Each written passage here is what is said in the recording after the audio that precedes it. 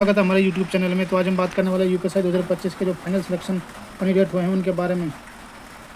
तो शुरू करते हैं। इसमें सबसे पहले बात करेंगे मैं शुरू से ही कि जो हमारी जब नोटिफिकेशन से आएगा तो सबसे पहले जो हमारी बात करें वैकेंसी की, तो वैकेंसी थी हमारी 4543 इसमें। यूपीएससी 2025 में जो वैकेंसी आई थी हमारी वैकेंसी वो 4543 आई थी। और जो टोटल फॉर्म अप्लाई हुए थे वो 15 लाख प्लस हुए थे। 15 लाख प्लस कैंडिडेट में इसमें फॉर्म अप्लाई किया था। और बात करें जो टोटल अपीयर्ड हुए थे इसमें एग्ज़ाम, जिन्होंने एग्ज़ाम दिया था वो 12 लाख प्लस थे। 12 लाख कैंडिडेट ने एग्ज़ाम दिया था। तो उसके बाद जो हमारा रिजल्ट आया था डीवीपीएसटी के लिए जो कैंडिडेट शॉर्ट लिस्ट हुए थे वो 12,333 कैंडिडेट शॉर्ट लिस्ट हुए थे। उसके बाद जो हमारी उसकी डीवीपीएसटी और फिजिकल की जो प्रक्रिया थी वो ख़त्म होने के बाद जो मेडिकल के लिए शॉर्ट लिस्ट हुए थे, तो मेडिकल की शॉर्ट लिस्ट किए थे उन्होंने 4543, जितनी वैकेंसी थी उतने ही शॉर्ट लिस्ट किए थे।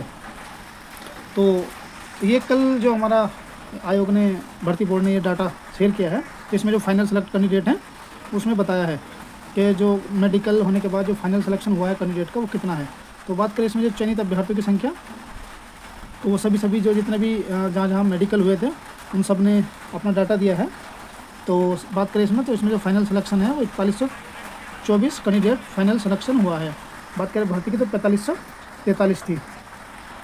कुछ जहाँ जो मेडिकल जहाँ हो रहे थे जिस डिस्ट्रिक्ट में, जिस रेंज में, उसमें कुछ डिस्ट्रिक्ट तो ऐसे थे जिन्होंने काफ़ी बच्चे फेल किए हैं मेडिकल में।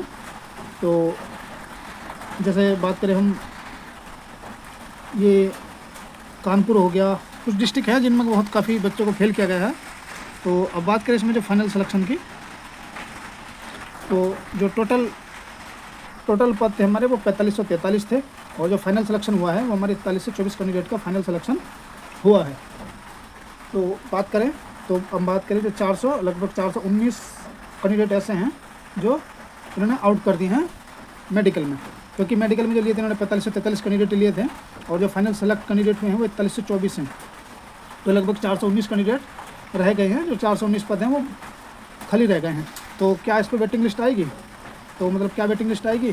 तो बात करें वेटिंग लिस्ट की, तो वेटिंग लिस्ट का भाई नोटिफिकेशन में कोई भी इन्होंने मेंशन नहीं किया था, कोई भी ऐसा नियम नहीं दिया था कि हाँ वेटिंग लिस्ट आएगी।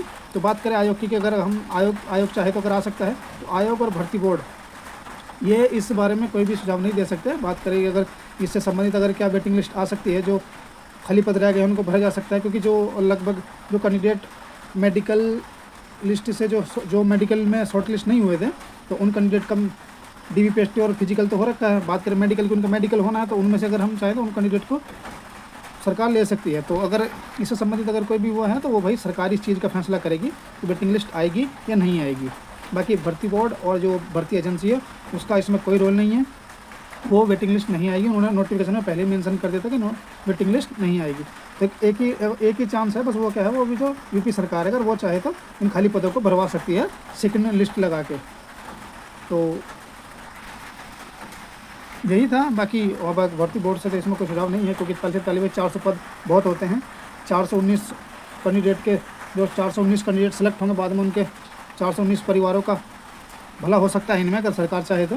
बाकी सरकार चाहिए कि अगर हम अपनी बात रखें, जो भी अपनी मांग रख सकते हैं सरकार के सामने, अगर चाहे हो सकता है कि भर्ती बोर्ड वो सरकार मान जाए।